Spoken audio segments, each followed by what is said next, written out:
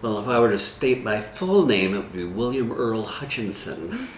But I'm known as Bill Hutchinson, and I'm a curator. And we'd say curator in America, but I like curator better.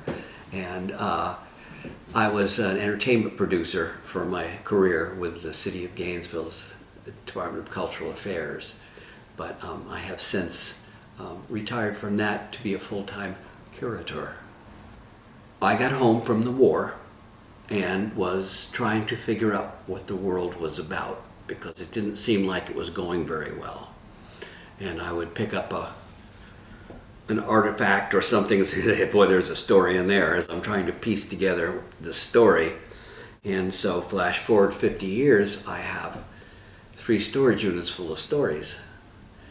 And I realized that it is what the children call dead shit. If nobody's looking at it, there's nothing happening. And so I always wanted to be a museum when I grew up.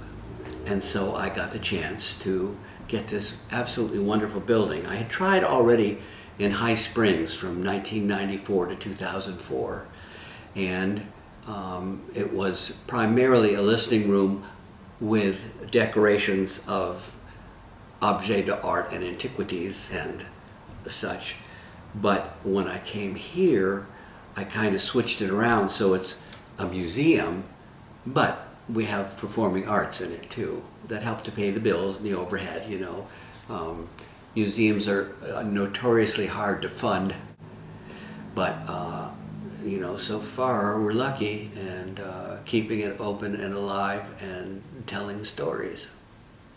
There are people that are trying to erase parts of history, and you know, it has to do with the ancient adage, memory and pride were having an argument, memory lost. And so we try to think of ourselves as more noble as a country than we actually are. We like to think that things have been smooth for everybody. In fact, you know, sometimes they say, I wish it could go back to the way it was. Well, you know, the way it wasn't that good for an awful lot of people. And so I think it's necessary to go ahead and keep alive the memory of what everybody has been through. But when it comes down to it, we're not trying to make anybody feel bad about who they are, as in that popular narrative.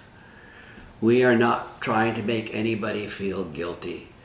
At the most, we're saying, how about a little compassion for the trauma that others have endured? Is that so hard? And I don't think it is.